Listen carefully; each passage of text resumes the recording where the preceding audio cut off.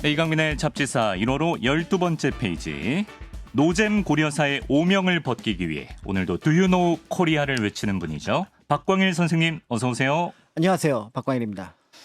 정말 이제 우리가 뭐 Do you know 코리아를 따로 물어보지 않아도 전 세계가 코리아를 아는 세상인데. 그렇습니다. 지난 시간에 이제 고려사 얘기 들으면서 정작 우리가 코리아사에 대해서 그렇죠. 너무 좀 관심이 없지 않았나. 맞습니다. 반성을 했거든요. 네. 예.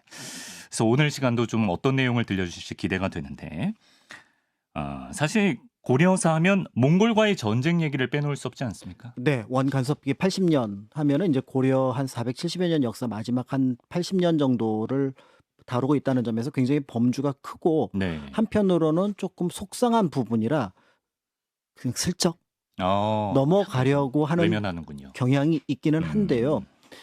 이 시기를 좀 자세히 살펴보는 것은 고려가 또 네. 어떻게 위기를 넘어서려고 했는지를 살펴볼 수 있는 중요한 관점을 제공한다는 점에서 네. 조금은 관심을 가지고 보셔도 좋지 않을까. 아하. 물론 기분 좋은 이야기는 아니지만 네. 최악을 피할 수 있는 방법을 그들은 선택했다는 점에서 네. 어떤 면에서는 조금 점수를 받을 수 있는 아하. 시기이기도 합니다. 그런 부분이 있군요. 네. 사실 뭐 몽골과의 전쟁 그리고 원간섭기 그 기나긴 역사 동안 사실 어쨌든 고려가 패배를 한 것이고 몽골에게 그리고 우리가 알다시피 왕 이름에도 뭐 충자 들어가는 충성충자 예, 들어가는 충정왕까지. 그렇죠. 예, 네. 그런 굴욕의 역사 이런 이미지가 강하게 있는데 우리 박광일 선생님께서 이런 주장을 하셨습니다. 사실은 고려가 을이 아니라 오히려 갑 같은 모습을 보인 적도 있다. 그쵸. 네.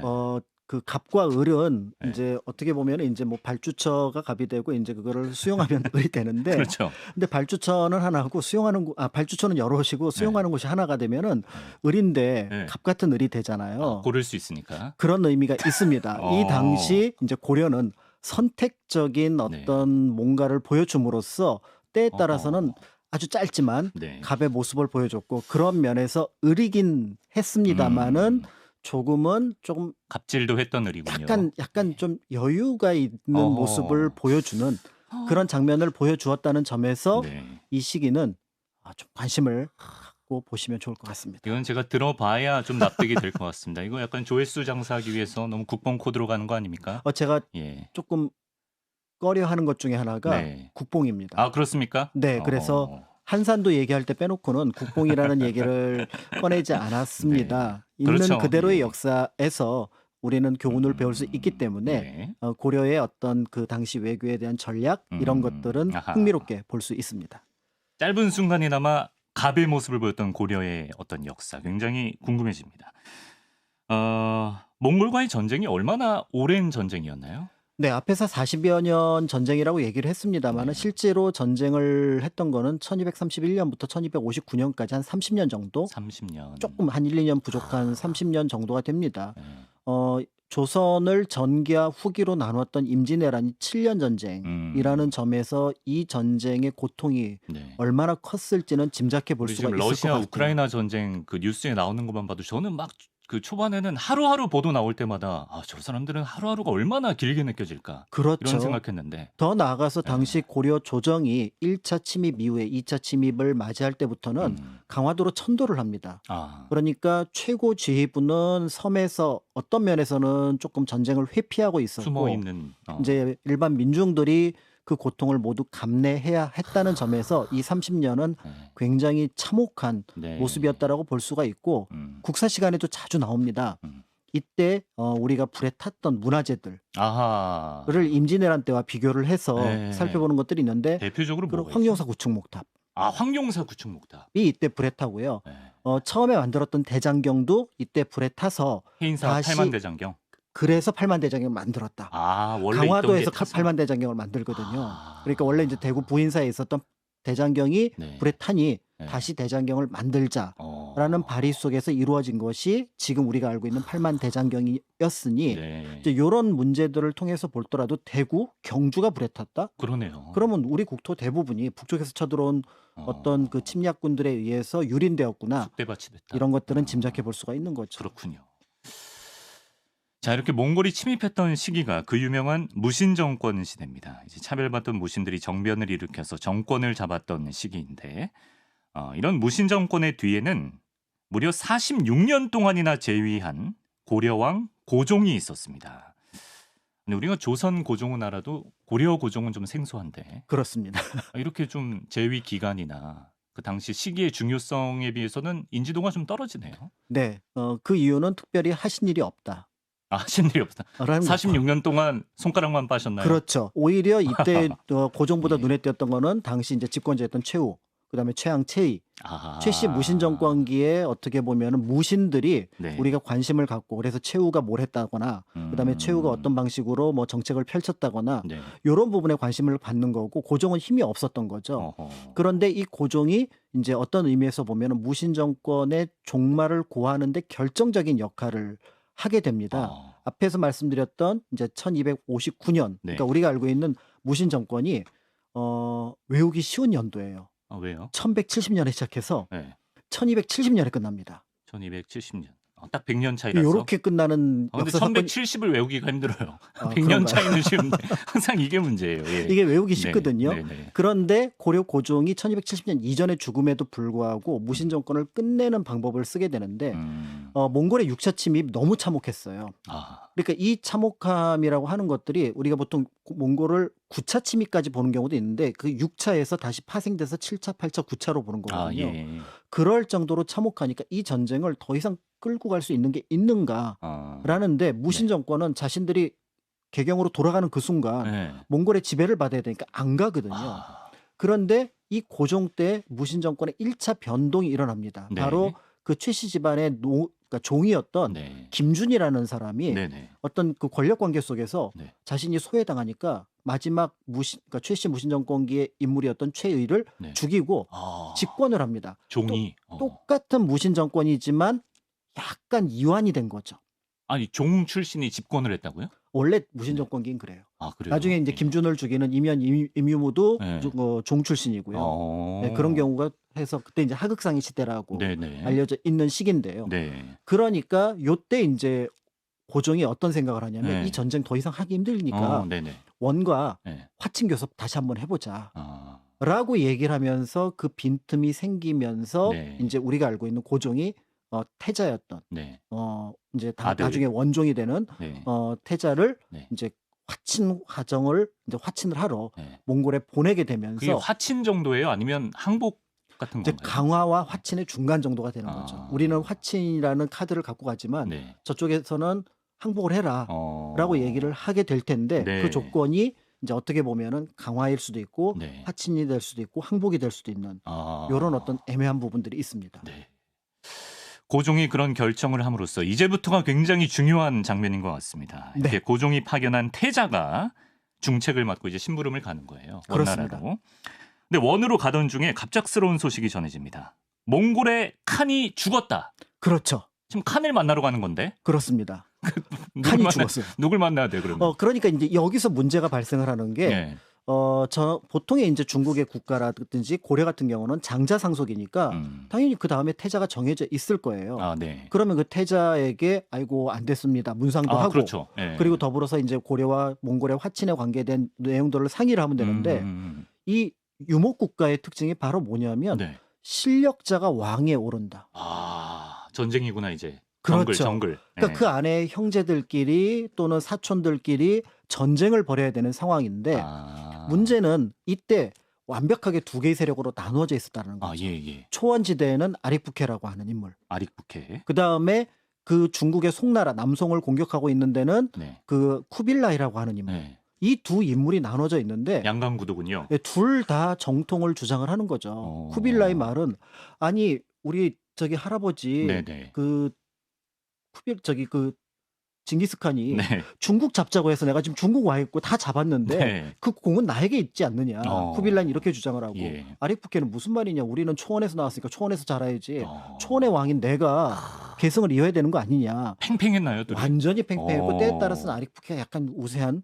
왜냐하면 본거지를 장악하고 있잖아요. 초원 그 몽골 기준으로 보면. 예. 그러니까 카라코름에 있으니까 예. 그런 면에서 볼 때 이제 약간 근소한 우위 아릭부케가. 그렇습니다. 여기서 이제 태자가 압록강에 딱 도착을 해서 예. 뭐지? 그러니까 이제 둘이 같은 공간에 있는 것도 아니고 따로 있으니까 선택을 해야 되네. 어디로 그렇죠. 갈지. 예. 이때부터 이제 정보 수집에 들어가는 거죠. 그러니까 아. 그 딱 TV 켜서 BBC, CNN 보면서 현재 상황이 어떻게 돌아가나, 네, 특히 네. 뭐 알자지라 방송 이런 것들에 예. 관련된 방송 보면서 네. 지금 상황이 어떤가를 분석을 해야 되는 거예요. 아, 그 당시에 근데 뭐 어떻게 뭐 비둘기를 보내서 뭐 분석을 해 어떻게 이게 분석을 비둘기는 해요? 아니고 사실은 네. 정보망을 풀었던 거죠. 아. 이미 30년 이상 전쟁을 했기 때문에 네, 네. 여기저기 연결고리가 있었던 거고요. 네. 그 과정에서 이제 원종이 선택을 거의 합니다. 지금 인생극장 수준이에요. 따단 따다단 따다단 하다가 그래 결심했어. 그쵸. 결심을 하죠. 서북 쪽으로 예. 가나 아니면은 네. 남쪽으로 가냐. 이거를 이제 압록강에서 결정을 해야 되는데 네. 남쪽 결정을 합니다. 남쪽 쿠빌라이 쿠빌라이 남경에 있었던. 오히려 근소한 우위였던 건 아릭북해인데. 그렇죠. 그렇지만 고려와 가깝고 네. 무엇보다도 중원을 장악했을 때 그 세력이라고 하는 것들이 네. 때에 따라서는 몽골의 기존 세력을 압박할 수 있을 거라는 판단을 한 겁니다. 아, 그래서 거기서 남경에 전화를 겁니다. 전화를 겁니까? 예. 뭐 연락을 하죠. 네네. 그랬더니 네. 그 소식을 듣고 쿠빌라이가 전쟁이 한창임에도 불구하고 네. 잠깐만 네. 기다려. 네. 우리 어디서? 북경에서 만나자. 아, 굉장히 좋아했나 보네요. 예, 나는 북경으로 갈 테니까 너는 북경으로 와라. 네. 라고 해서 만남의 광장에서. 이 태자와 고려 태자와 쿠빌라이의 만남이 이루어지게 됩니다. 그리고 이제 거기서 고려 태자가 이제 전할 말을 전한 거죠. 우리 화친하고 싶다. 그렇죠. 몽골 입장에선 강화로 받아들여질 수 강화일 있는. 수도 있고 항복일 수도 있는 네. 이 내용을 쿠빌라이가 받으니까 어마어마하게 기뻤던 거죠. 어마어마하게 기뻐합니다. 기록이 있는데요. 쿠빌라이의 반응이 고려는 말리나 떨어져 있는 나라이고 당태종이 친히 정벌하였으나 굴복시키지 못하였는데 지금 그 나라의 세자가 스스로 나에게 왔으니 이것은 하늘의 뜻이다. 이거 딱 봐도 지금 코가 벌름벌름해져 있어요 지금. 그렇죠. 네. 왜냐하면 이게 굉장히 지금 어떻게 미세한 차이로 다음 칸 자리를 놓고 황제 자리를 놓고 싸우고 있는 상황에서 네네. 굉장히 유력한 나라의 어떤 그 세력이 나한테 귀부를 하겠다. 그럼 주변에서 다시 이제 CNN이나 BBC가 특종을 올릴 거 아니에요. 네. 지금 고려 태자 네. 쿠빌라이에게 가. 네. 전세 쿠빌라이로 역전. 역전. 뭐 이런 어떤 모습들이 보여주게 되는 거고요. 여론조사 때렸는데 갑자기 좀 역전되고. 그렇죠. 네. 그러면 이제 또 분석 기사 들어갑니다. 고려는 어떤 나라인가? 똑같네. 그렇죠. 그래서 고구려 때 당태종도 멸망시키지 못했고 네. 지금의 원 제국이 주변에 30년 동안 전쟁을 해서 함락시키지 못한 나라가 없는데 이 나라는 아직 함락을 못 시켰다.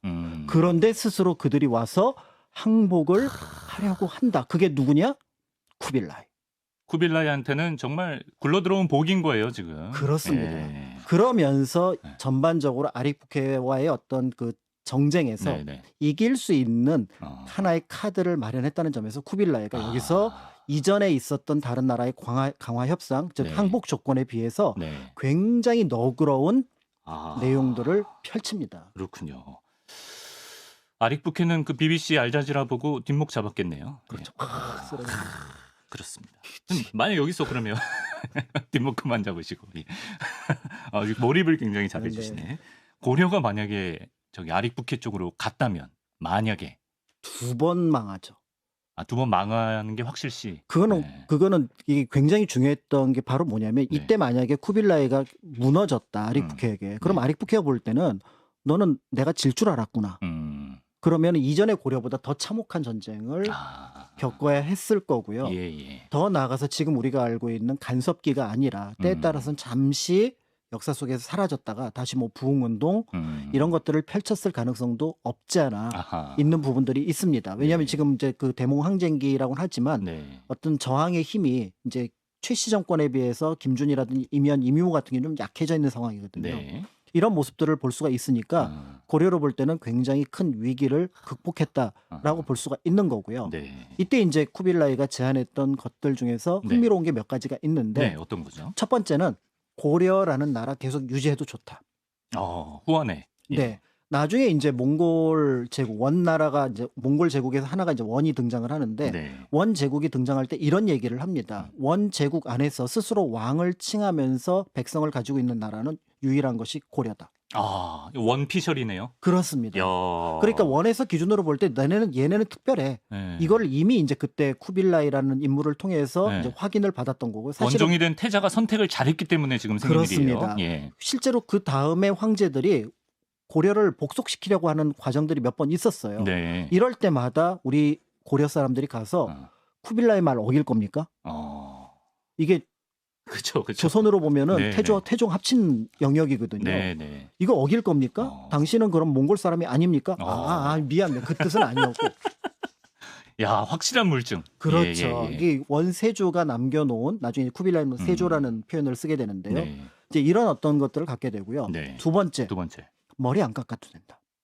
고려인들이 그렇습니다. 원래는 그 몽골식 머리를 해야 되는데 개체 변발해야 되죠. 그러니까 당연히 옷도 몽골풍으로 안 입어도 되고 너희 입고 싶은 대로 입어라. 만약에 이때 요거 안 들어줬으면은 우리가 지금 고려 시대 다른 사극 볼 때 다 저기 황비용 머리하고 그랬을 가능성이 있네요. 그러니까 중국이 사실은 현재 사극을 만들 때 딜레마가 바로 뭐냐면 몽골 또는 청나라 시기의 사극을 만들 때예요. 자신들이 중국 역사라고 주장을 하지만 그때 중국인들은 머리를 깎아야 되거든요. 그런데 자신들은 원래 머리를 깎지 않는 나라잖아요. 그렇죠. 그러니까 최근에 청과 관련된 드라마를 거의 안 만들어요.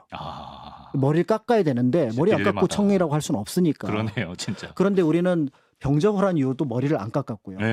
그다음에 몽골 간섭기에도 머리를 안 깎고 을미사변 이후로 을미 개혁 이후로 머리를 깎습니다. 다행이네요, 정말. 우리 드라마계에 있었어도. 그렇죠. 그러니까 우리가 이제 뭐 복식을 여러 가지 고증을 하는 과정 속에서도 보는데 위화감이 없는 모습들을 물론 이제 일부 그러니까 그 친원파라든지 그다음에 이제 자발적으로 그다음에 이제 충렬왕 이후는 사실은 자발적으로 변발을 합니다. 그렇기 때문에 그런 모습까지 고증을 하면 좋겠지만 일반 민중들 같은 경우나 대부분의 신하들은 본인의 의사에 따라서 결정을 하는 부분이었는데 이렇게 되니까 자연스럽게 고려의 문화가 어떻게 보면 온존하고 그 속에 이제 약간 뭐 고려 양이라고 하든지 몽골풍이라고 하는 뭐 족들이라든지 이런 것들이 들어오긴 하지만 외부에서 들어오는 것과 강제로 이거 쓰지 마 하는 것과는 차원이 다르죠. 영역이라고 볼 수가 있는 거죠. 두 번째가 이제 두발자유, 복장자유였고요. 그렇습니다. 또 있습니까? 이제 여기까지가 이제 그 쿠빌라이가 일종의 혜택을 준 거였는데 선심. 여기서 이제 원종이 하나의 제안을 합니다. 끼워넣기. 혼인 어떻습니까? 결혼을 하자. 결혼.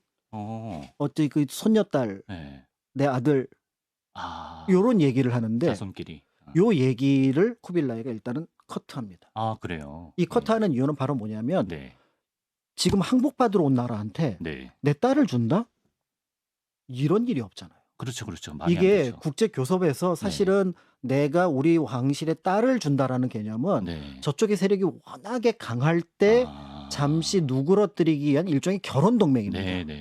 그런데 여기는 지금 강화를 하러 왔는데 아무리 고려가 예뻐도 그건 안 된다. 그렇죠. 더 나아가서 만약에 내 손녀나 딸을 주게 되면은 원황실의 일원이 되는데 원황실은 일종의 그 안에 독특한 민주주의가 있어요. 그래서 다음 황제 누구 뽑을 거냐, 다음 집권자 누구 뽑을 거냐 할 때 제가 생각하면 이게 발언권이 있습니다.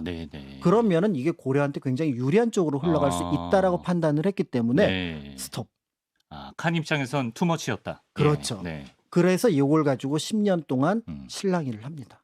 이게 근데 지금 신랑이 할 수 있는 관계가 됐다는 것도 대단한 것 같아요. 그렇죠. 그러니까 고려에서는 계속 요구를 하는 거고 몽골에서는 고려라는 나라에 대해서는 그럼 그 정도까지 주어도 되는지를 고민하다가 한 10여 년 뒤에 드디어 그게 성사가 되면서 원종의 아들 나중에 이제 충렬왕이 되는 인물하고 그다음에 이제 제국대장공주라고 하는 쿠빌라이의 딸하고 기어코 또 고려 뜻대로 됐네요. 그렇습니다. 이제 혼인을 하게 되니까 이게 자연스럽게 이제 원황실이 때에 따라서는 고려 왕들에 대해서는 이중의 지위, 그러니까 고려 왕이라고는 하지만 원황실의 일원이라고 하는 그런 지위를 부여함으로써 가볍게 볼 수 없는 그런 면을 보게 되는 거죠. 물론 원간섭기라는 점에서 고려 왕들에 대해서는 굉장히 그러니까 입김이 셌습니다. 그러니까 네가 이제 왕하고 넌 빠져. 요런 식으로 할 수 있었지만 앞에서 말씀드렸던 일제강점기와 가장 큰 차이점 바로 뭐냐면 최고 통치자가 한국 사람이냐 외국 사람이냐. 그러니까 제가 라디오 오프닝에서 잠깐 말씀드린 내용인데 우리가 일제강점기와 달리 이때를 원간섭기라고 부르는 것은 우리의 최고 통치자를 인정해줬기 때문이다. 그렇죠. 우리 최고 통치자가 어쨌든 고려 사람이고요. 네. 더 나아가서 일제 강점기는 데라우치 뭐 그다음에 사이토 하는 일본인이었습니다. 네. 이제 그게 본질적인 차이라고 볼 수가 있는 거죠. 그런 면에서 기회를 엿봐서 때에 따라서 우리가 거기를 벗어날 수도 있는 거고 하는 부분이 있었기 때문에 어떻게 보면은 최악은 피한 고려의 선택이라고 하는 부분들을 지금 우리가 원 간섭기를 부정적으로 봐야 하겠지만 네. 높이 평가를 해야 된다. 고려 외교의 힘이었다는 겁니다. 예. 그리고 그 고려 외교의 힘으로 우리가 얻어낸 특혜 중에 약간 부수적인 것 중에 네. 지난번에 선생님께서 언뜻 저한테 말씀해 주신 것 같거든요. 그 몽골 여행을 갈 때도 통행이 고려인들한테는 굉장히 자유로웠다. 그렇죠. 이런 네. 과정을 거쳐서 고려가 원 제국의 영향을 받는 나라가 되니까 네. 원에서 볼 때는 고려라는 나라를 높게 평가를 합니다. 네. 당연히 이제 왕부터 높아질 수밖에 없는 거죠. 대표적인 인물이 충렬왕의 아들이었던 충선왕, 제국대장 공주의 딸인데요. 네. 외할아버지가 쿠빌라이예요. 그러네. 그러네. 외할아버지가. 외할아버지가 쿠빌라이예요. 그래서 나중에 그 몽골 제국에서는 뭔가 국가에 큰 행사가 있을 때마다 쿠릴타이라고 하는 네. 그러니까 천막인데 천막의 규모가 이 빌딩만 합니다. 막 게르 정도가 아니라 그렇죠. 어마어마하게 커요. 그래서 CBS만한 그 황금 장막에 가서 그걸 네. 보고 이규보라든지 이승유가 보고 놀래서 기록을 남겨놓은 게 있거든요. 예. 이규보는 이제 강화돼서 죽었지만 이제 이런 모습들을 보면서 거기에 근데 고려 충렬왕이 네. 서열 한 4번째, 5번째 쓰는 것. 그 정도예요? 네. 이야. 이번에는 7번째, 작년에 7번째인데 올해 5번째야. 심지어. 뭐 이런 어떤 기록들이 남아 있고요. 예. 그다음에 충선왕은 아예 그 족보 자체가 나의 외할아버지가 예. 쿠빌라이예요. 그러니까 나중에 그 무종 인종이라고 하는 황제들하고는 네. 오히려 친하게 지내는 내가 좀 도와줄까 한번 그랬더니 이제 인종 같은 경우는 고려 왕 그만두고 여기서 승상하면 어때? 그래도 고려 왕 해야지. 근데 여기서 내가 할게. 대도에서 네. 원나라에 머물면서 네. 왕 할게. 이런 어떤 위치를 보여주니까 그 밑에 신하들 같은 경우도 자연스럽게 굉장히 높은 지위를 유지를 하게 됩니다. 네. 더불어서 그들이 몽골 전역을 다니면서 네. 여기저기 여행을 하는데 그 당시 몽골 영역이라고 하는 게 티벳까지를 포함하거든요. 멀리네. 예, 그다음에 지금 이제 그 이슬람 지역까지 포함을 하고 있으니까 그쪽으로 갈 때 티벳어로 된 문서 하나, 그러니까 네. 몽골어로 된 문서 하나면은 네. 어디든지 갈 수가 있었어요. 그게 지금 마패처럼. 기록으로 남아 있습니다. 그래서 이 사람이 여기까지 갈 테니까 네. 이 사람의 통행을 보증해 주라. 라는 황제의 허락을 받은 관리의 도장이 찍혀 있습니다. 이게 지금 현재 국립중앙박물관에 있거든요. 있어요? 네. 예. 그런 면에서 볼 때 당시 고려의 네. 시선이 원 제국을 통해서 거의 유럽까지 네. 다 있었다라고 볼 수가 있고요. 그러니까 네. 그들이 보는 세상이 굉장히 큽니다. 그래서 조선 전기에 혼일강리 역대 국도지도라고 하는 세계 지도가 나옵니다. 구대륙 전체를 포함하는 지도인데 이게 조선 전기에 만들어졌지만 그 지도의 바탕이 되는 세계관은 원 때 만들어집니다. 그러니까 자연스럽게 원을 통해서 세계 문물을 받아들였던 고려에서 볼 때는 외국인이 개경에 있는 게 이상하지 않고 고려 여기저기를 다니는 게 이상하지 않고 심지어는 고려 사람들이 심양의 타운 고려타운. 진짜요? 고려타운이 있었어. 예, 코리아타운이네 진짜. 베이징의 고려타운. 코리아타운. 물론 자발적으로 간 사람도 있고 끌려간 사람들도 있긴 하지만 그런 속에서 이제 고려 사람들의 영향력이 점점 커지게 되는 거고요. 그 과정에서 고려는 그 중국하고 다르게 우리한테 화친을 요구했던 나라야. 평가가 다르면서 그러네 진짜. 저 동방에 굉장히 멋진 나라가 있어. 라고 하는 그런 어떤 모습들을 보여주게 되고요. 우리가 지금 너무 서구 위주의 역사를 전 세계인들이 배우지 않았다면 그렇죠. 고려의 이 부분도 엄청 조명이 됐을 것 같아요. 세계 최대의 제국이 원이잖아요. 유럽까지 갔던 나라인데. 그런 면에서 볼 때도 있고 한편으로 이제 그 몽골의 영향이 우리 식생활에도 큰 영향을 끼칩니다. 전 세계에서 가장 식물성 재료가 많은 나라가 한국입니다. 나물뿐만 아니라 풀뿌리, 그다음에 해초. 그게 몽골의 영향이에요? 아니요. 그게 기반이었는데 네네네. 전 세계에서 가장 순도 높은 육식을 하는 나라가 또 한국이에요. 그게 몽골의 영향이군요. 그렇죠. 예를 들어 내장탕. 그렇지. 예. 그다음에 이제 그 소를 어쨌든 모든 부위를 빠뜨리지 않고 다 먹잖아요. 그렇죠. 남는 버릴 게 없죠. 예. 그래서 이제 특히 이제 몽골 사람들이 어떤 큰 행사 같은 게 있을 때 고깃국을 끓여서 그거를 한 그릇 딱 마시고 일정을 시작을 하거든요. 그게 술라예요. 술라에서 나온 게 술라. 설렁탕. 그렇습니까? 네. 설렁탕이 네. 어원이 술라예요? 그렇죠. 술라탕? 네. 그다음에 또 한편으로 그게 원래 탕이라는 뜻이에요. 그냥. 설렁탕을 그렇게 먹으면서 이걸 몰랐네. 더 나아가서 이제 아나운서가. 몽골군 예. 같은 경우는 당시에 이제 그 증류식 술을 그쵸, 가지고 그쵸. 고려에 들어오는데 네. 고려 사람들이 이게 도수가 굉장히 높으니까 네. 약으로 쓰거든요. 네. 그게 그 유명한 소주. 소주. 이런 것들이 한국에 영향을 끼쳤고요. 우리가 무슨 벼슬아치, 벼슬아치. 장사치, 요 치라고 하는 게 원래 다루가치라고 하는 지방관을 갑자기 가리키는 몽골 느낌 확 나네. 예, 말에서 비롯된 말입니다. 어. 그래서 임금이 드시는 양아치는 음식을 그건 아닌 것 같아요. 그건 아니에요. 알겠습니다. 임금이 드시는 음식을 수라라고 하잖아요. 예. 그 수라도 몽골에서 온 말이거든요. 예. 그러니까 이런 어떤 것들의 영향들이 음. 사실은 이 몽골 간섭기에 만들어진 거라서 이런 부분들도 관심을 가지고 보시면 네. 어떤 문화가 네. 계속해서 온전하게 자기 문화만 가져갈 수가 없고 네. 외부에서 문화들이 들어오거든요. 네. 근데 그 문화가 어디에서 어떻게 들어왔는지를 네. 살펴보는 것들이 그래야 지금 현재 2020여 년, 22년, 23년에 한국 어떤 모습들을 살펴볼 수가 있거든요. 네. 거기에 이제 이런 것들도 영향을 끼쳤다라고 보시면 나중에 몽골뿐만 아니라 이런 이민족이 우리에게 남긴 어떤 풍습이나 이런 걸로 특집 한번 해주셔도 좋을 것 같아요. 재미있는 부분들이 있죠. 네. 그게 결국은 이제 제가 늘 얘기하지만 우리 것이라고 하는 게 우리 것의 기준이 네. 언제까지냐는 거예요. 이게 만약에 100년 전까지라면 몽골 건 다 우리 겁니다. 그러네. 근데 네. 1000년 가면은 또 몽골 거는 빠지죠. 그러네요. 그러니까 이 우리 거라는 기준이 50년 전이냐, 100년 전이냐, 300년 전이냐, 500년 전이냐를 염두에 두고 우리 거라고 고민을 하시는 게 네. 굉장히 역사적인 사고라고 볼 수가 있습니다. 그 사고는 오늘날에도 굉장히 필요한 부분인 것 같아요. 그렇죠. 네. 왜냐하면 그렇게 할 때 그게 좁아지잖아요. 그렇죠. 네, 예. 생각이 좁아지지 않습니다. 재밌네요. 설렁탕 충격적입니다. 자, 이제 마무리를 하면서 하지만 우리가 아무리 뭐 간섭기라고 해도 선생님 말씀해 주신 것처럼 고려 전체가 나라 전체가 쑥대밭이 되고 큰 피해를 입었는데 이 간섭에서 완전히 해방된 건 언제쯤인가요? 이게 이제 굉장히 큰 어려움이에요. 결국은 그 충선왕 같은 경우는 굉장히 높은 지위를 가지고 있었고 네. 또 이제 우리나라에서는 최초의 혼혈 왕자이기도 하거든요. 혼혈이 고려 그치. 그다음에 몽골 여성 그 사이에서 나왔던 그리고 왕에 올라갔던 인물이기도 하지만 네. 그런 어떤 권력을 가지고 있음에도 불구하고 원칙적으로는 원이라고 하는 나라의 간섭에서 벗어날 수가 없었습니다.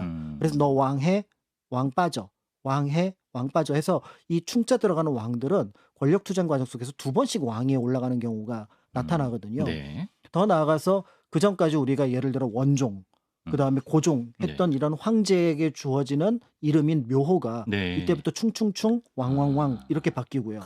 더 나아가서 제국의 어떤 그 대학을 국자감이라고 하는데 그걸 성균관으로 또 격하를 하는 이런 어떤 관제 개편들이 이루어지니까 우리로 볼 때는 약간 짜증이 나는 부분들이 있습니다. 그러네요, 진짜. 그렇다면은 친하게 지내는 것 또 때에 따라서는 유리한 국면을 맞이한 것과는 별개로 고려는 고려대로 가는 게 좋겠다라는 생각을 누군가는 했을 겁니다. 네. 그 누군가가 일반 백성들은 늘 했겠지만 고려의 왕들 중에서 예. 이걸 이렇게 가야 되지 않나? 쉽지 않은 건데. 그렇죠. 내가 비록 원에서 자랐고 네. 그다음에 내 주변에 몽골 사람들이 많이 있고 네. 하지만 나는 고려의 왕인데 네. 어떻게 몽골에 이렇게 왔다 갔다 훈수를 받으면서 왕노로서 살 수 있을까라는 인물이 등장을 하죠. 그 인물 얘기도 공민왕. 공민왕. 그래서 이 공민왕이 드디어 이 원나라를 몰아내는 그리고 자주 개혁이라고 하는 얘기를 워낙 많이 들으셨을 거예요. 국민왕의 반원 자주 정치, 자주 개혁. 근데 갑자기 이걸 어떻게 하지? 그러니까 이 부분을 오늘 얘기 들으니까 그걸 어떻게 하지? 이 생각이 드네요. 그렇죠. 그런 면에서 고려가 또 이 원에서 벗어나는 과정 굉장히 흥미롭거든요. 굉장히 흥미롭고 널리 알려지지 않은 얘기지만 굉장히 재미있습니다. 밑밥을 까시네요. 이 공민왕은 역사상 과소평가된 진짜로 우리 역사에서 과소평가된 왜 프리미어리그에서 과소평가된 선수 뭐 손흥민 항상 그렇죠, 들어가잖아요. 그렇죠. 예. 공민왕 과소평가된 임금입니다. 그렇습니까? 우리 중세 역사에서 공민왕 정도의 영향력을 가진 왕이 있을까 싶을 정도예요. 그러면 다음 시간에 공민왕을 좀 제대로 평가를 해보죠, 우리가. 그렇죠. 그러니까 이 외교와 연결해서 공민왕의 반원 자주 개혁의 목표가 무엇이었고 그 결과가 어떻게 나타났는지 라는 과정들을 살펴보면 아하. 또 여러분들 국민왕을 찾아가시게 될 또 겁니다. 다음 주 이제 설날인데 아. 국민왕의 얘기를 들으면서 그렇죠. 이제 자주 반원 자주 개혁의 기치를 설날의 올리면서 반원의 가치를 되새겨보는 시간을 가져보겠습니다. 이렇게 오늘도 고려의 매력을 하나 더 알아가는데 이쯤 되면 뭐 고려 인삼 협찬이라도 들어와야 되는 거 아닙니까 인간적으로? 어떻게 고려 보시나요? 인삼 그쵸. 고려 인삼. 당황하신 것 같은데. 네, 인삼 체질이 인삼 아니신가 얘기가 굉장히 본데. 재밌어요. 다음에 인삼 시간이 다 됐어요. 인삼 예. 얘기가 되게 재밌어서 네네. 이게 이제 또 새로운 에피소드를 구상 대한제국 중이셨구나. 황실 제정의 가장 중요한 부분이었었거든요. 그렇습니까? 예. 예, 인삼 얘기 기대해 보겠습니다. 나중에. 자, 오늘은 쿠빌라이 칸과 고려 태자가 만났던 정말 중요했던 그 선택의 순간 박광일 선생님과 함께 알아봤습니다. 선생님 고맙습니다. 감사합니다.